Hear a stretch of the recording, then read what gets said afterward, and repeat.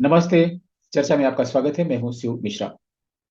जवाहरलाल नेहरू को आधुनिक भारत का निर्माता कहा जाता है और इसलिए कांग्रेस से संबंध रखने वाला हर व्यक्ति भारत की हर उपलब्धि को जवाहरलाल नेहरू से जोड़ने की कोशिश करता है, प्रत्यक्ष या अप्रत्यक्ष रूप से। और इसमें कोई हर्ज नहीं है। फिर भी नेहरू से जुड़ी हुई बहुत सी ऐसी कहानियां हैं जो सामान्यतः इतिहास में नहीं मिलती, और जिन इतिहासकारों ने उन कहानियों को लिखा उनका भी इतिहास में कहीं पता नहीं। तो आज हम लोग बात करेंगे एक ऐसी कहानी की जो बहुत कम लोगों को मालूम है। ये एक प्रश्न लोग करते हैं कि क्या हैदराबाद रियासत को भी जवाहरलाल नेहरू एक कश्मीर की तरह बनाना चाहते थे, और किस तरह से सरदार वल्लभ भाई पटेल ने नेहरू के इरादों को भांप लिया और फिर के एम मुंशी और अपने अन्य सिपह सलारों की मदद से कैसे हैदराबाद को भारत में मिलाया। इस पर हम लोग बात करेंगे। तो आगे बढ़ने से पहले आपसे अनुरोध है कि कृपया इस चैनल को, अगर आपने सब्सक्राइब नहीं किया है तो सब्सक्राइब कर लें, इस वीडियो को लाइक करें और इसको फ्रीली शेयर करें। जवाहरलाल नेहरू अंग्रेजों से सत्ता के उत्तराधिकारी थे, और 1946 में जब अंग्रेजों ने ये निर्णय लेना शुरू कर दिया था कि किसी न किसी तरह से सत्ता हस्तांतरित करनी है, क्योंकि अब भारत में सत्ता में बने रहना उनके लिए संभव नहीं है। ऐसे बहुत से कारण थे जिसकी वजह से अंग्रेज भारत से चले जाना चाहते थे। लेकिन भारत से जाते जाते वो ऐसा कुछ न कुछ अवश्य करना चाहते थे जिससे उनके जाने के बाद ऐसा लगे, भारत के लोग भी महसूस करें, पूरी दुनिया के लोग महसूस करें कि अंग्रेजों का शासन भारत में कितना अच्छा था। और इस धारणा को बनाने के लिए उन्होंने बहुत सारे प्रयास किए। उसमें से एक हैदराबाद का मामला भी है। हैदराबाद की रियासत 1348 से लेकर नवंबर 1948 तक मुस्लिम शासकों के अधीन थी। और हैदराबाद का ये मुस्लिम शासन लगभग 601 वर्ष का था, और इसका जो कार्यकाल है, इसकी अवधि दिल्ली पर मुस्लिम और दूसरे आक्रांताओं के शासन से काफी ज्यादा थी। इतने दिनों तक, इतने कार्यकाल तक, इतनी लंबी अवधि तक तो दिल्ली पर भी किसी आक्रांता का शासन नहीं रहा। स्थानीय लोगों ने मोहम्मद गोरी, कुतुब शाही और अन्य लोगों को, अफगान शासकों को आमंत्रित किया आक्रमण करने के लिए तेलंगाना में। और वो लोग आए भी, आक्रमण किया और फिर यहाँ पर अपनी रियासत कायम की। निजाम को अगर खतरा था तो हैदर अली टीपू सुल्तान से था, अंग्रेजों और फ्रेंच से था। तो निजाम ने कूटनीति चलते हुए फ्रेंच की सहायता ली हैदर अली और टीपू सुल्तान से बचने के लिए, और ईस्ट इंडिया कंपनी की सहायता ली फ्रेंच से बचने के लिए, और बदले में उनको अपनी रियासत का बड़ा हिस्सा देना पड़ा। क्योंकि फ्रेंच आर्मी और जो ईस्ट इंडिया कंपनी की आर्मी है, बिना किसी मतलब के, बिना किसी स्वार्थ के किसी की भलाई नहीं करते थे, किसी के लिए कार्य नहीं करते थे, किसी की रक्षा भी नहीं कर सकते थे। ये सब चलता रहा।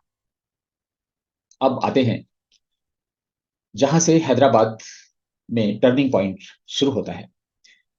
हैदराबाद का जो शासन था, मुस्लिम शासन था, बहुत ही क्रूर शासन था हिंदुओं के लिए, और वह क्रूर से क्रूर भी होता चला। 1926 तक तो जैसे तैसे चल रहा था, और उसका एक सबसे बड़ा कारण था कि जो शासक रहते थे उन्होंने किसी हिंदू को ही हमेशा अपना मुख्यमंत्री बनाया था। और इस तरीके से हिंदुओं में यह धारणा बनी रहती थी कि किसी न किसी तरीके से सत्ता के साथ वह भी जुड़े हुए हैं। 1926 में MIM यानी मजलिस इत्तेहादुल मुसलमीन का गठन किया, और ये जो गठन किया गया निजाम की सहमत से किया गया, और निजाम के जो एक्स एम्प्लॉय थे उन्होंने इसका गठन किया। और एक तरीके से कह सकते हैं कि ये निजाम का एक तरीके से राजनीतिक फ्रंट था। वैसे तो इस्लाम अपने आप में राजनीतिक है, लेकिन इस MIM का उद्देश्य था धर्मांतरण में बढ़ावा देना, और किसी भी तरीके से हैदराबाद की रियासत में मुस्लिम जनसंख्या बढ़ाकर डेमोग्राफी बदल देना। क्योंकि उस समय तक भी हैदराबाद में जनसंख्या का अनुपात किसी भी हालत में मुसलमानों का जो था वो 15%, 10% के, 10 से 15% के बीच में था। लेकिन निजाम चाहते थे कि ये जो मुसलमानों का अनुपात है बढ़ा दिया जाए। और इसको करने के लिए उन्होंने बिहार और उत्तर प्रदेश से मुसलमानों को इंपोर्ट किया, वहां पर बसाया। और यही नहीं, उन्होंने चीन से उइगर मुसलमानों को भी लाकर बसाया। अफ्रीका के इथियोपिया से बहुत सारे मुसलमानों को लाकर हैदराबाद में बसाया गया, वहां के जो हब्सी कम्युनिटी होती है अफ्रीका की, उसके नाम से हैदराबाद में आज भी हब्सी गौड़ा है, जहां पर इन लोगों ने सबसे पहले अपनी बस्तियां बसाई। और इसके अलावा यमन से भी लोग आए। और ये सारे कारण ऐसे थे कि 1868 तक रियासत की जो भाषा थी वो पर्शियन थी। इसके बाद में इसको उर्दू बनाया गया। और हर तरीके से ऐसा इंप्रेशन देने की कोशिश की जाती थी कि ये हर तरह से एक मुस्लिम राष्ट्र है, मुस्लिम रियासत है। तो 1926 में एमआईएम ने भी अपना काम शुरू किया। और उस समय भारत में आजादी की लड़ाई चल रही थी, स्वतंत्रता का संग्राम हो रहा था। कांग्रेस सभाएं करती थी बहुत जगहों पर। लेकिन आप कांग्रेस का रवैया देखिए कि तेलंगाना में, आंध्र प्रदेश में जो अनडिवाइडेड आंध्र प्रदेश था, उस तेलंगाना क्षेत्र में कांग्रेस ने एक भी सभा नहीं की। और उसका कारण यह था कि हैदराबाद के निजाम ने राजनीतिक गतिविधियों पर रोक लगा रखी थी।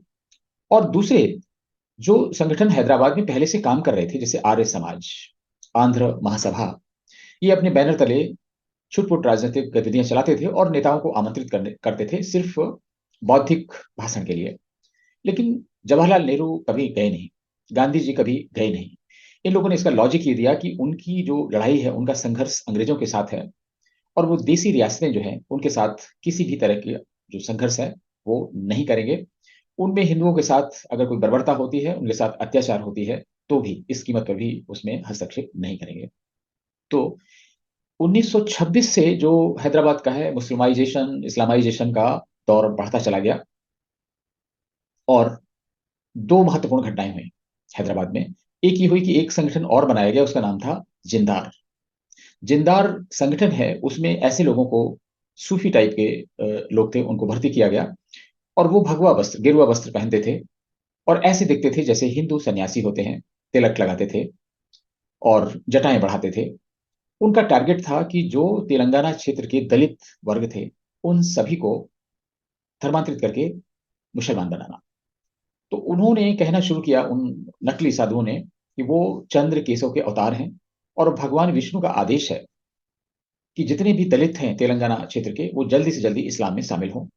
और वो इसका इस तरीके से प्रचार और प्रसार करते थे कि बड़ी संख्या में उन्हें इसमें सफलता भी मिली। और तेलंगाना के बहुत बड़ी संख्या में जो दलित समुदाय था वो मुसलमान बन गया। जो ऐसे दलित थे जो आनाकानी करते थे, या जिनको ऐसी समझ थी कि हाँ वो धर्म परिवर्तन नहीं करेंगे, उनके लिए एमआईएम थी, जो राजनीतिक फ्रंट था, वो किसी भी तरीके से साम दाम दंड भेद अपनाकर उनको धर्मांतरित करने के लिए विवश करती थी। और अगर वो धर्मांतरित नहीं होते थे तो उन पर अत्याचार भी शुरू होते थे। 1946 में एमआईएम की कमान एक ऐसे व्यक्ति के हाथों आई जो बेहद क्रूर था। उसका नाम था कासिम रिजवी। कासिम रिजवी उत्तर प्रदेश के बरेली के रहने वाले थे। लेकिन काफी दिनों से मुसलमियत फैलाने के लिए, इस्लाम का झंडा, इस्लाम का परचम फैलाने के लिए वो महाराष्ट्र में, मराठवाड़ा में, अन्य क्षेत्रों में घूम रहे थे। और जब उनको एमआईएम का अध्यक्ष बनाया गया तो उन्होंने बहुत सारी गतिविधियां इस तरीके से शुरू की कि हिंदुओं का जीना मुश्किल हो गया हैदराबाद में। उन्होंने एक संगठन बनाया, उसका नाम रखा रजाकार संगठन। और रजाकार संगठन इतना क्रूर था कि आप सिर्फ ये समझें कि जो मोपला दंगों में हुआ, मालाबार में हुआ, जो डायरेक्ट एक्शन डे में हुआ, जो भारत विभाजन के समय पाकिस्तान में हुआ, वैसा सब कुछ रजाकारों ने किया। तो सिर्फ संक्षेप में इसमें बात करते हैं। रजाकार पर हमने एक बहुत विस्तार से वीडियो बनाया है जो आपको इस चैनल में मिल जाएगा। आपसे अनुरोध है कि आप उसे अवश्य देखें।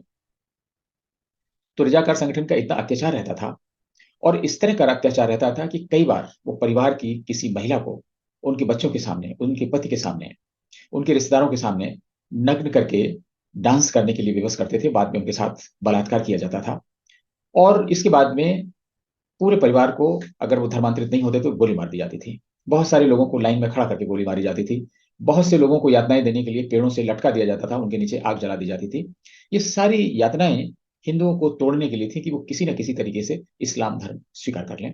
और इसमें उनको सफलता अवश्य मिली होगी, अन्यथा हैदराबाद रियासत में इतनी जल्दी इस्लाम मानने वालों की संख्या नहीं बढ़ती। धीरे धीरे जो सत्ता का हस्तांतरण था वो नजदीक आता जा रहा था।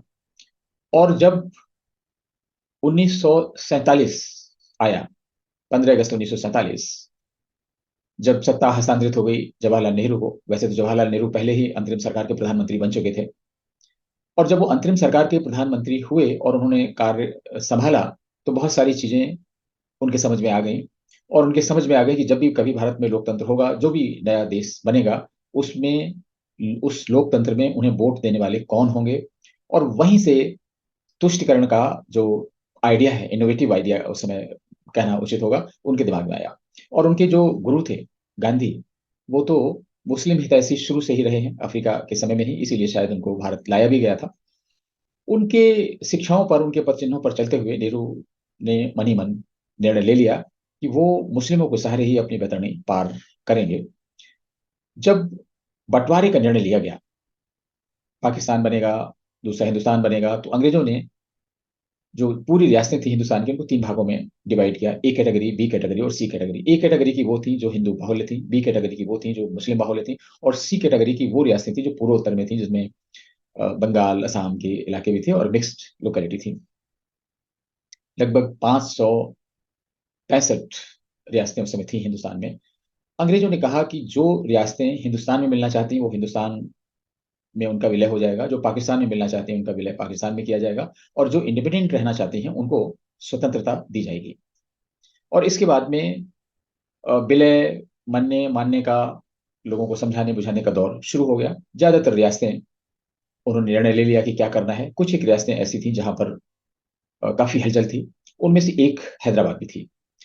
हैदराबाद की रियासत ऐसी थी कि जो चाहते थे कि ये इस्लामिक राष्ट्र रहे और यहाँ सदा सर्वदा मुसलमानों का शासन रहे। उस समय रजाकार और एमआईएम इतने प्रभावी थे कि अप्रत्यक्ष रूप से हैदराबाद पर इनका ही शासन चलता था। और इन्होंने हैदराबाद के जो निजाम थे, सातवें निजाम और आखिरी निजाम उस्मान अली, उन पर इतना दबाव डाला कि वो भारत में विलय के लिए हाँ ना करें। इसके विपरीत इसे स्वतंत्र इस्लामिक राष्ट्र बनाने की घोषणा करें।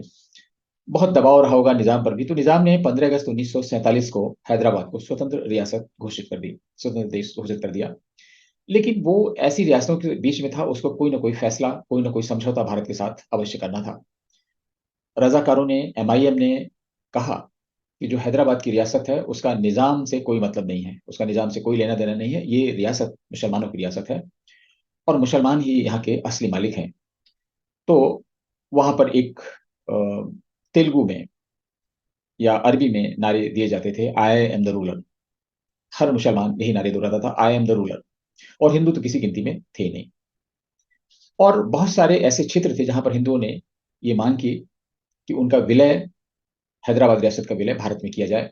तो वहां पर बहुत सारे अत्याचार किए गए, रजाकार को इसके लिए अलर्ट कर दिया गया। ऐसे कोई भी गांव, ऐसे कोई भी क्षेत्र, ऐसे कोई भी लोग जो हैदराबाद का विलय भारत में करने की बात करें, उनको नष्ट कर दिया जाए, उनको गोली मार दी जाए। गांव के गांव ऐसे थे जहां पे आग लगा दी गई। बहुत से लोग भाग खड़े हुए, विस्थापित हो गए। कुछ लोग महाराष्ट्र में चले गए, कुछ लोग कर्नाटक क्षेत्र में चले गए, और उनके खाली हुए घरों पर, उनकी संपत्तियों पर मुसलमानों ने अधिकार कर लिया, जो बिहार और उत्तर प्रदेश से गए थे, जो यमन और अफ्रीका से आए हुए थे। तो इस तरीके से अत्याचार का नया दौर शुरू हुआ, जैसा कि भारत में दूसरी जगहों पर चल रहा होगा, लगभग उसी तरह का अत्याचार वहां पर शुरू हुआ। अंतर सिर्फ यह था कि भारत और पाकिस्तान के बीच जो विभाजन का समय था, 15 अगस्त 1947 के बाद, उसके कुछ दिन पहले और काफी दिन बाद तक जो मारकाट है चलती रही। हिंदुओं का भीषण नरसंहार हुआ। लोग बताते हैं कि 20 लाख लोग मारे गए। और ट्रेन की ट्रेन जो आती थी पाकिस्तान से, वो सिर्फ लाशों से भरी हुई होती थी, या अधमरे लोग होते थे जिनको बचाया नहीं जा सकता था। यही सब कुछ बंगाल में हुआ। और वहां तो स्थितियां किसी तरीके से काबू में आई, लेकिन हैदराबाद में ये दौर नहीं रुका। हैदराबाद में चलता रहा, और एक तरीके से जो हिंदू लोग थे वो शांत हो गए कि ठीक है, उन्होंने अपने आप को भाग्य के हवाले छोड़ दिया। और जो भारत के पहले गवर्नर जनरल थे वो थे लॉर्ड माउंटबेटन। उनका कार्यकाल जून 1948 में खत्म हो रहा था, और वो जाने के पहले चाहते थे कि यहाँ की जितनी भी रियासतें हैं उनके भाग्य का निपटारा हो जाए। और उनके भाग्य का निपटारा वो काफी कुछ ऐसे करना चाहते थे जैसी और रियासतों के साथ में किया, लेकिन उसमें सबसे प्रोमिनेंट कश्मीर थी, जिसका आज भी उनका किया हुआ भारत भुगत रहा है। चूंकि मुस्लिम बहुल इलाका था और अंग्रेजों ने कुछ ऐसी चाल चली थी कि किसी भी तरीके से जो कश्मीर है या तो उसका बंटवारा हो या फिर पाकिस्तान के साथ में जाए, और इस तरीके से भारत को उलझा दिया गया। और जो अंग्रेज चाहते थे वही हुआ। आधा कश्मीर पाकिस्तान के हिस्से में और आधा कश्मीर भारत के पास रहा, आधे से कम ही रहा। और बताया जाता है कि जवाहरलाल नेहरू माउंटबेटन की इस योजना से भली भांति अवगत थे, और इसीलिए जो कश्मीर में उन्होंने जो सेना के प्रवेश को उतनी जल्दी मंजूरी नहीं दी जितनी जल्दी सेना को जाना चाहिए था। अन्यथा शायद जो पाकिस्तान ने कबायली हमला करा के उन अपने सैनिकों को भेजकर कबायलियों के भेष में जो हमला कराया, शायद रोका जा सकता था। हैदराबाद में भी लगभग ऐसा होने की स्थिति थी। तो जब समय आया तो माउंट बैटन ने निजाम को समझाया कि आप अपना निर्णय करिए। निजाम ने बात की जिन्ना से, और जिन्ना चाहते हुए भी उनकी कोई मदद नहीं कर सकते थे, क्योंकि हैदराबाद इस तरीके से घिरा हुआ था जहां पाकिस्तान से सैन्य सहयोग भी नहीं दिया जा सकता था। लेकिन जिन्ना ने उनको वचन दिया कि वो उनको आर्म्स एम्यूनिशंस जितनी भी सहायता है हथियारों की वो जरूर करेंगे। और जिन्ना ने उनको बहुत ही उकसाया भी कि उन्हें लड़ना चाहिए, ठीक उसी तरीके से जैसे करबला की लड़ाई हुई। आखिरी आदमी जब तक बचता है मुसलमान तब तक वो लड़ें, संघर्ष करें हैदराबाद की स्वायत्तता के लिए, स्वतंत्रता के लिए, इस्लामिक राष्ट्र के लिए। ऐसा ही होने लगा। तो जब माउंटबेटन ने उनको समझाया तो निजाम ने इस पर हामी भर दी कि ठीक है, जैसी व्यवस्था चल रही थी वैसी ही व्यवस्था चलती रहे। जैसी व्यवस्था चल रही है का मतलब अंग्रेजों के साथ जिस तरह का हैदराबाद रियासत का संबंध था उसी तरीके से संबंध कंटिन्यू रहे। इसका मतलब यह था कि ना तो भारत में विलय और ना ही हैदराबाद को पूरी स्वतंत्रता। इस तरीके से एक एग्रीमेंट बनाया गया, उसका नाम दिया गया स्टैंड स्टिल एग्रीमेंट, और ये एग्रीमेंट दिल्ली भेजा गया। इस एग्रीमेंट साइन करने के लिए एक कमेटी निजाम ने बनाई, और उस कमेटी जाती दिल्ली। इससे पहले ही रजाकारों ने उनके घरों को घेर लिया, आक्रमण किया, और उन्होंने कहा कि ये जो कमेटी है उसमें सिर्फ उन्हीं के नॉमिनेटेड लोग जाएंगे, एमआईएम और रजाकार के। तो जो कमेटी दिल्ली आई उसमें एमआईएम और रजाकार ही थे। उनका जो ड्राफ्ट है उस एग्रीमेंट का फाइनल हो गया। उस समय जो सरदार वल्लभ भाई पटेल थे उनको दिल का दौरा पड़ा था, और वो देहरादून में एक अस्पताल में भर्ती थे जहां पर वह स्वास्थ्य लाभ कर रहे थे। तो माउंट बैटन के नेतृत्व में जवाहरलाल नेहरू, सरदार स्वर्ण सिंह वहां पहुंचते हैं, और उनको ये स्टैंड स्टिल एग्रीमेंट दिखाते हैं जिन पर जो नॉमिनेटेड लोग थे हैदराबाद के उनके साइन थे। सरदार पटेल ने उस एग्रीमेंट को देखा, उसमें विलय जैसी कोई बात नहीं थी। सरदार पटेल को बहुत गुस्सा आया और उन्होंने उस एग्रीमेंट को फेंक दिया। इससे लॉर्ड माउंटबेटन को बड़ी निराशा हुई। उनको लगा कि उन्होंने जो सोचा था वह नहीं हो पाया, और उन्होंने हताशा में सरदार वल्लभ भाई पटेल से कहा कि मेरा कार्यकाल खत्म हो रहा है और मैं तो जाने वाला हूं। मैं चाहता था कि इसका निपटारा मेरे जाने के पहले हो जाए, लेकिन क्या किया जा सकता है, अब शायद नहीं हो पाएगा। सरदार वल्लभ भाई पटेल ने पता नहीं क्या सोचते हुए, शायद ये सोचते हुए कि लॉर्ड माउंटबेटन ने दूसरी रियासतों के मामले में उनको थोड़ी बहुत सहायता की थी, तो उन्होंने लॉर्ड माउंटबेटन से पूछा कि क्या आप इस हद तक व्यक्तिगत रूप से इसमें इंटरेस्टेड हैं। उन्होंने कहा हाँ, मैं व्यक्तिगत रूप से इसमें इंटरेस्टेड हूँ। तो सरदार वल्लभ भाई पटेल ने उसमें हस्ताक्षर कर दिए, और इसके बाद लॉर्ड माउंटबेटन एक विजयी मुस्कान के साथ दिल्ली वापस आ गए, और उन्होंने निजाम को ये सूचना दे दी कि एग्रीमेंट पर सरदार वल्लभ भाई पटेल ने हस्ताक्षर कर दिए हैं। और जब इतनी आसानी से सरदार वल्लभ भाई पटेल ने हस्ताक्षर कर दिए तो रजाकार को लगा कि कुछ ना कुछ गड़बड़ हो रही है। उन लोगों ने मना कर दिया कि नहीं, हमें ये संधि स्वीकार्य नहीं है, हमें ये एग्रीमेंट स्वीकार्य नहीं है। हैदराबाद को पूर्ण स्वतंत्रता से कम, इस्लामिक राष्ट्र से कम पर उन्हें कुछ भी स्वीकार्य नहीं है। और शायद ये संभव नहीं था, इसलिए लॉर्ड माउंटबेटन उनको उनके हाल पर छोड़कर चले गए, और हैदराबाद की स्थिति वही बनी रही। इसमें एक छोटी सी घटना और हुई इसके पहले। जब सरदार वल्लभ भाई पटेल दिल्ली में थे जून 1948 में, दिल का दौरा पड़ने के पहले, तो कासिम रिजवी जो हैदराबाद के रिप्रेजेंटेटिव की तरह सरदार वल्लभ भाई पटेल से मिलने आए, और उन्होंने कहा कि आप हैदराबाद की परेशानी समझिए, हैदराबाद को पूर्ण स्वतंत्रता दीजिए। अगर आप ऐसा नहीं करेंगे तो हम विलय स्वीकार नहीं करेंगे किसी भी हालत में। तो सरदार वल्लभ भाई पटेल ने कहा कि आपके पास बहुत सीमित विकल्प हैं और ये अच्छा विकल्प है विलय का।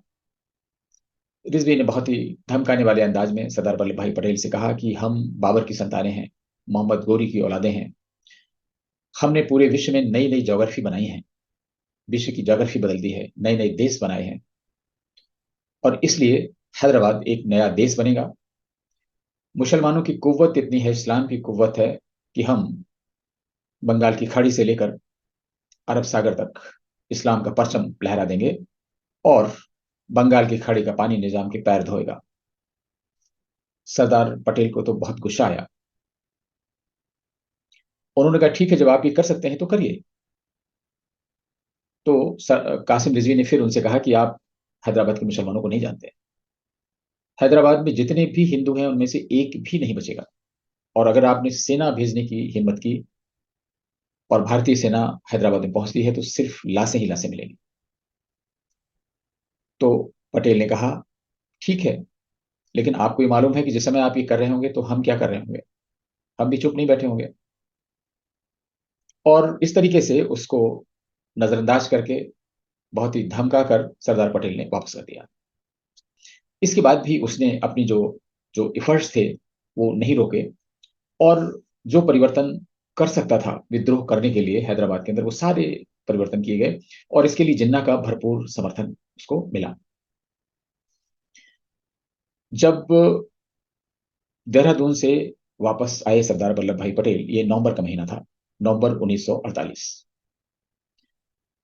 तो सरदार वल्लभ भाई पटेल के बहुत ही दाहिने हाथ माने जाने वाले के मुंशी थे, उनको हैदराबाद भेजा कि निजाम को समझा दिया जाए। निजाम को नहीं समझना था, वो नहीं समझ सके। और इस बीच में राजा जी भारत के पहले गवर्नर जनरल, भारतीय गवर्नर जनरल बन चुके थे। तो कैबिनेट की मीटिंग हुई जिसमें सरदार वल्लभ भाई पटेल ने कहा कि हैदराबाद में अब जो सेना का एक्शन है वही आखिरी विकल्प है, इसके अलावा कुछ नहीं हो सकता है, क्योंकि निजाम किसी भी तरह से जो विलय की प्रस्ताव है उसे स्वीकार नहीं कर रहे हैं। उनको तो स्वतंत्रता भी दी गई, जो स्टैंड स्टिल एग्रीमेंट है वो भी साइन किया गया, लेकिन अब कोई विकल्प नहीं है, सेना भेजने के अलावा कोई विकल्प शेष नहीं है। लेकिन जवाहरलाल नेहरू, आपको ताज्जुब होगा कि जवाहरलाल नेहरू ने क्या कहा। जवाहरलाल नेहरू ने कहा कि हमने यहां पर सेना का कम से कम उपयोग किया है, जो भी सेना का उपयोग हुआ वो पाकिस्तान की तरफ से हुआ, और पूरी दुनिया में हमें शांति दूत बताया जा रहा है, हमें शांति का मसीहा बताया जा रहा है, और भारत की प्रशंसा हो रही है, जवाहरलाल नेहरू की प्रशंसा हो रही है। हम नहीं चाहते कि रजाकार संगठन है उसके विरुद्ध, एमआईएम के विरुद्ध और हैदराबाद की रियासत के विरुद्ध कोई कार्रवाई हो। मेरी इच्छा है कि हैदराबाद रियासत एक कंपोजिट कल्चर की रियासत बने, एक ऐसी रियासत जो हिंदू मुस्लिम भाईचारे की एक नजीर कायम करे, एक ऐसी रियासत जिसमें उर्दू की नफासत हो और पर्सियन विरासत हो, और ऐसा हिंदुस्तान में ही हो सकता है। और जब ऐसा हो जाएगा तो पूरी दुनिया में जो हमारा शांति का संदेश है और फैलेगा, और लोग हमें सही अर्थों में शांति दूत समझेंगे। इसलिए किसी भी हालत में हैदराबाद रियासत के विरुद्ध हम सैनिक कार्रवाई की अनुमति नहीं दे सकते। सरदार वल्लभ भाई पटेल ने उनको समझाया कि रजाकारों ने कितनी एट्रोसिटीज की हैं, कितने अत्याचार हिंदुओं पर किए हैं, हिंदू महिलाओं के साथ में कितने बलात्कार किए गए हैं। बहुत सारी चीजें बताई गई, बीभत्सकारी घटनाओं के उनको वृतांत सुनाए गए। लेकिन नेहरू टस से मस नहीं हुए, उनके चेहरे पर सिकन भी नहीं आई जिस समय उनको ये सब वृतांत बताए गए कि कैसे हिंदू महिला का उसके परिवारीजनों के सामने बलात्कार किया गया, कैसे ट्रेन से उतारकर सैकड़ों महिलाओं को नग्न नृत्य करने पर मजबूर किया गया, बाद में उन सब के साथ बलात्कार किया गया, और उनके साथ में गए हुए पुरुषों को गोली से उड़ा दिया गया। लेकिन नेहरू विचलित नहीं हुए। इसके बाद राजा जी ने अपने जेब से, कहते हैं, एक कागज निकालकर नेहरू को दिखाया। नेहरू ने पूछा ये क्या है। तो राजा जी ने बताया कि ये ब्रिटिश हाई कमिश्नर का एक पत्र है जिसमें सिकंदराबाद में अंग्रेजी नन्स के साथ में रजाकार संगठन ने बलात्कार किया है, उस पर उन्होंने अप्रसन्नता जाहिर की है और उनका ये विरोध पत्र है।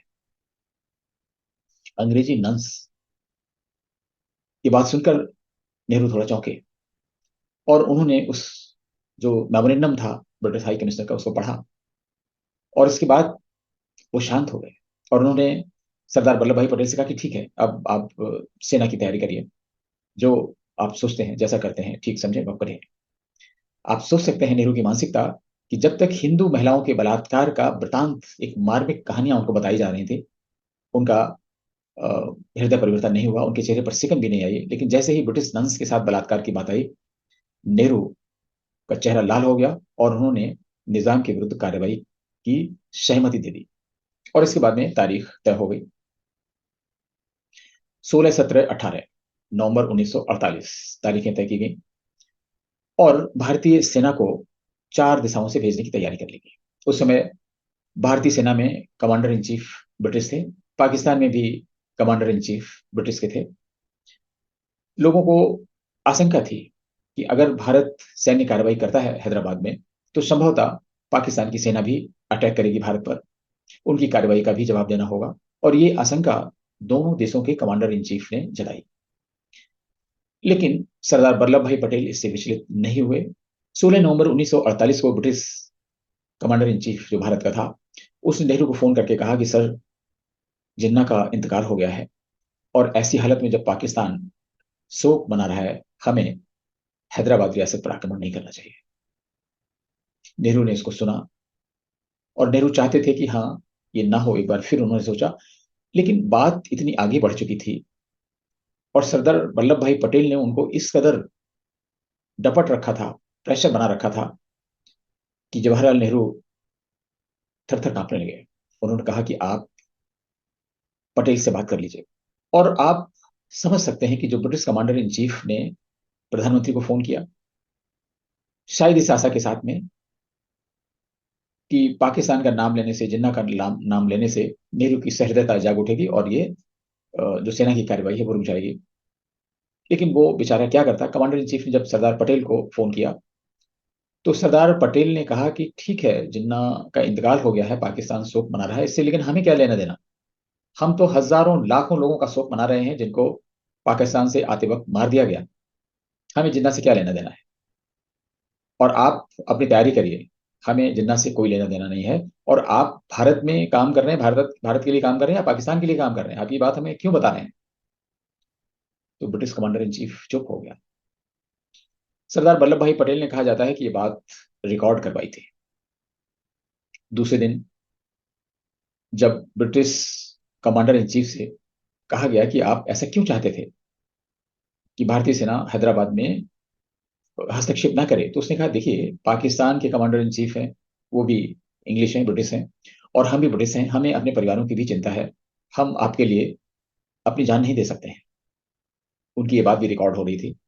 और जब सरदार वल्लभ भाई पटेल को ये बात सुनाई गई, तो ये फैसला लिया गया कि इस व्यक्ति के विरुद्ध देशद्रोह का मामला दर्ज किया जाएगा। जैसे ही ब्रिटिश कमांडर इन चीफ के विरुद्ध देशद्रोह का मामला अ, चलाने की बात आई, उसने अपने पद से त्याग पत्र दे दिया। ये तो एक कहानी है। लेकिन भारतीय सेनाएं चारों दिशाओं से जब पहुंच गई और निजाम को पता चला, तो निजाम ने केएम मुंशी को फोन करके कहा कि आप आइए। केएम मुंशी ने कहा कि ठीक है, हम तो आते हैं। निजाम ने कहा, लेकिन आप पहले ये सुनिश्चित करिए कि भारतीय सेनाएं हैदराबाद में ना आए, नहीं तो हमारी बहुत बदनामी होगी और ये माना जाएगा कि हमने सरेंडर कर दिया है। केएम मुंशी ने कहा, ठीक है, भारतीय सेनाएं नहीं आएंगी, हस्तक्षेप नहीं करेंगी, और अब आप भारतीय सेनाओं को बुलाएंगे, हम नहीं भेजेंगे। आप अपने ब्रॉडकास्ट करिए। उस समय हैदराबाद में एक डेक्कन रेडियो करके हुआ करता था, जैसे ऑल इंडिया रेडियो है वैसे डेक्कन रेडियो होता था। अपने रेडियो पर आप ब्रॉडकास्ट करिए कि आप भारतीय सेनाओं को आमंत्रित करते हैं हैदराबाद, ताकि वो रजाकारों का जो अत्याचार हो रहा है उसको रोक सकें और रियासत में कानून और व्यवस्था की स्थिति संभाल सकें। और जो भारतीय सेनाएं यहां पर आएंगी वो आपके आमंत्रण पर आएंगी और आप ये शीघ्र से शीघ्र प्रसारण करिए। दबाव में आए निजाम ने अपने रेडियो से ये प्रसारण कर दिया। लेकिन भारतीय सेनाएं फिर भी हैदराबाद नहीं पहुंची। 50 किलोमीटर हैदराबाद से दूर लगभग उन्होंने अपना लंगर डाल दिया एक तरीके से। तो जो उनके सेनापति थे निजाम के, वो गए और उन्होंने एक तलवार लेकर, घुटने टेक कर भारतीय सेना के समक्ष आत्मसमर्पण किया। और भारतीय सेना इसके बाद हैदराबाद में प्रवेश करती है और जितने भी रजाकार हैं उनके साथ सख्ती से पेश आती है। रजाकार, एमआईएम, ये सब कूटनीति के माहिर थे, जैसा कि राजनीतिक इस्लाम हमेशा करता है। इन्होंने अपने हथियार कम्युनिस्ट लोगों को दे दिए, जो बाद में भी हिंदुओं पर अत्याचार करते रहे। लेकिन रजाकारों का सफाया कर दिया गया। इस पूरे ऑपरेशन को ऑपरेशन पोलो नाम दिया गया, पुलिस एक्शन नाम दिया गया, और एमआईएम पर प्रतिबंध लगा दिया गया। कासिम रिजवी को गिरफ्तार कर लिया गया और उसे भारतीय संघ के खिलाफ विद्रोह करने के आरोप में आजीवन कारावास की सजा सुनाई गई। और इस तरीके से हैदराबाद का पूर्ण विलय भारत में हो गया और हैदराबाद एक सामान्य रियासत की तरह भारत में शामिल हो गया। लेकिन मामला यही नहीं रुका। 1952 के चुनाव हो चुके थे इस बीच में, और सरदार वल्लभ भाई पटेल की मृत्यु हो गई। अगले चुनाव 1957 में होने थे। उन चुनावों के ठीक पहले, जैसा कि आजकल होता है, चुनाव के पहले चुनावी सरगर्मी शुरू हो जाती, चुनावी बयार बहने लगती है। नेहरू को सरकार वापसी की चिंता थी, हैदराबाद में कांग्रेस की सरकार बनाने की चिंता थी। इसलिए उन्होंने तुष्टिकरण जो सीखा था, आजादी के पहले ही उन्होंने सीख लिया था, और गांधी ने उन्हें काफी लेसन दिए थे मुस्लिम तुष्टिकरण के, उसको कार्ड बनाते हुए उन्होंने एमआईएम से प्रतिबंध हटा लिया। ये मुस्लिमों को एक संदेश था कि वो कांग्रेस को वोट करें। एमआईएम पर जब प्रतिबंध हटाया गया तो ये एमआईएम फिर सक्रिय हो गई। जो आजकल असदुद्दीन ओवैसी हैं, उनके पिताजी और बाबा दोनों ने मिलकर एमआईएम को सक्रिय किया और इसके आगे सिर्फ ऑल इंडिया लगा दिया, बाकी सब कुछ वही है। असदुद्दीन ओवैसी आज भी उसी एमआईएम को रिप्रेजेंट करते हैं जहां उनके बाबा थे और उसके पहले के लोग थे जिन्होंने हिंदुओं पर भयानक अत्याचार किए। अब रजाकार संगठन के मुखिया जो कासिम रिजवी जेल में बंद थे और जिनके ऊपर हजारों बेगुनाहों की हत्या का आरोप था, भारतीय संघ के खिलाफ विद्रोह का आरोप था, बहुत ही संगीन आरोप थे, और उन्हें किसी भी हालत में बख्शा नहीं जा सकता था। लेकिन जवाहरलाल नेहरू किसी भी हालत में उनको छोड़ना चाहते थे। इस पर बहुत मंथन किया गया और जवाहरलाल नेहरू ने इन 5-7 सालों में अपनी स्थिति एक ऐसी अजय योद्धा की बना ली थी कि उनके पास ज्यादातर मंत्री यस मैन की तरह हो गए थे। तो उनका एक सुझाव दिया गया जिसमें सांप भी मर जाए और लाठी भी न टूटे। ये हुआ कि कासिम रिजवी को आप छोड़ दीजिए, लेकिन उससे कहिए कि वो पाकिस्तान चला जाए। और इस तरीके से मुस्लिमों को एक और जो भाईचारा भाईचारा की झंडी दिखाते हुए कासिम रिजवी से पूछा गया कि आपको छोड़ा जा सकता है बशर्ते आप 24 घंटे के अंदर भारत छोड़ दें। वह इस पर तैयार हो गया और जवाहरलाल नेहरू ने 1957 में कासिम रिजवी को भी रिहा कर दिया और कासिम रिजवी भारत से पाकिस्तान चला गया और इसके बाद कुछ एक साल तक पाकिस्तान में रहा, जहां फाइनली उसकी मृत्यु हो गई। तो इस तरीके से हैदराबाद आज भारत में है।